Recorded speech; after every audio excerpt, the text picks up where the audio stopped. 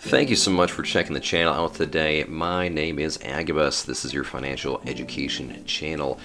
Today we're going to look, as we're wrapping the year up here into 2024, of how to build your wealth, how to save and store value across time.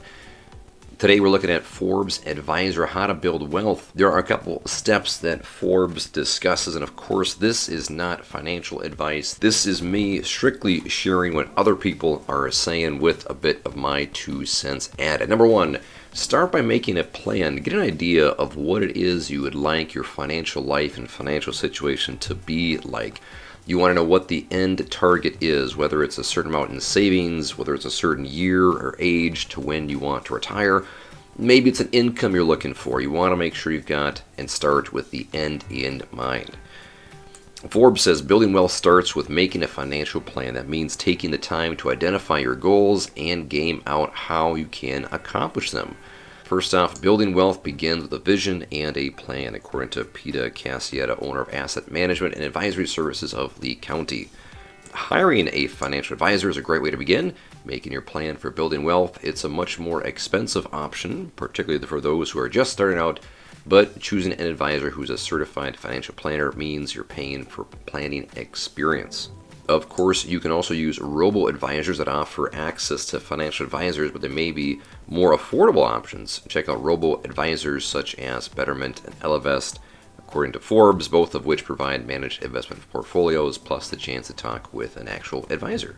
Number two is to make a budget and to stick with it. You want to make sure that the amount of money coming in is less than the amount of money going out.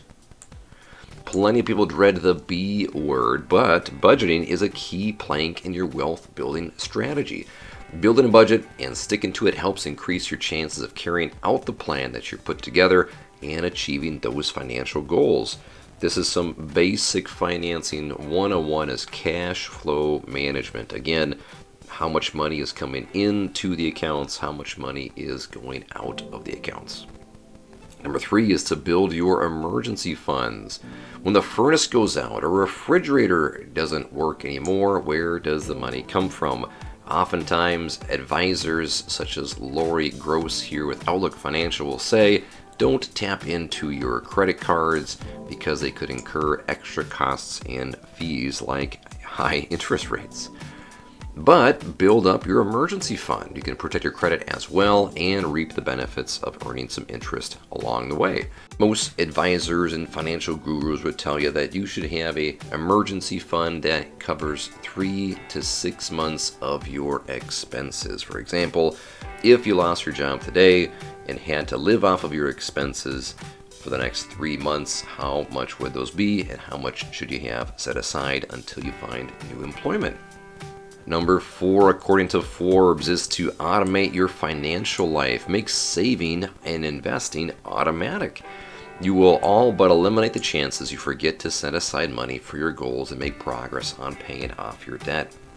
Michael Morgan, president of TBS Retirement Planning, says it's especially valuable when it comes to saving and investing. By doing so using automation, you resist the temptation to spend rather than invest. Soon, you won't miss the money that's being automatically deducted, and your contributions will be made on a regular basis. 5 is really troubling for a lot of folks these days, is to manage your debt. Again, making sure you're not overspending. If you're carrying a balance month to month on your credit cards, you are not alone. This article is a few months old, but it says the average American has more than $90,000 in debt, according to Experian. I would assume that covers mortgages as well. Of course, not all debt is created equal. Some would argue that some debt is good debt, such as a home or maybe certain student loans that would help you advance yourself later. And some would say that some debt is bad. Maybe when you buy an asset like a car that goes down in value every year. Good debt versus bad debt, always a fun conversation.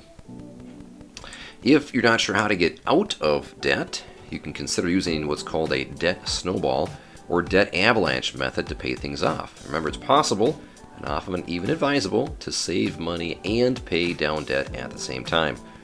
Then, as your balances fall, We'll have even more money put toward emergency funds and savings. Next, after you completed some of those steps, is to max out your retirement savings. This would be putting money into your 401ks, your 403bs, your IRAs, different retirement accounts, primarily through your employer. And if you don't have one through your employer, you can find one using an IRA on your own. If contributing the legal maximum is going to be a stretch for you right now, as it is for most Americans, make sure you're at least saving enough to get any 401k match that your company provides. Some would say that money is free, so you might as well grab it.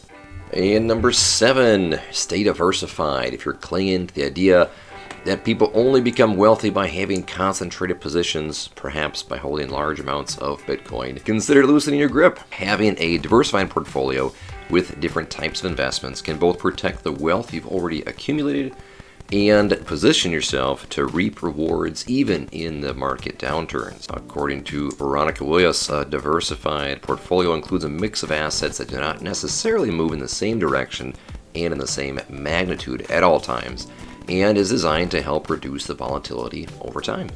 And lastly, to up your earnings. Typically that's done, as Morgan says, if you're living comfortable and you get a pay raise, a salary increase, that's a great opportunity to begin building more wealth because you weren't used to having that extra income coming in. You could use that to pay off some of the debt or use that to increase your contributions toward your investment vehicles. I hope this was helpful for you as we go into 2024. If you would like to learn something on the channel for next year, please drop a comment in the comment section below. Would love to hear from you. Thank you as always for listening. Stay informed, stay inquisitive, and stay subscribed for more. We'll see you tomorrow.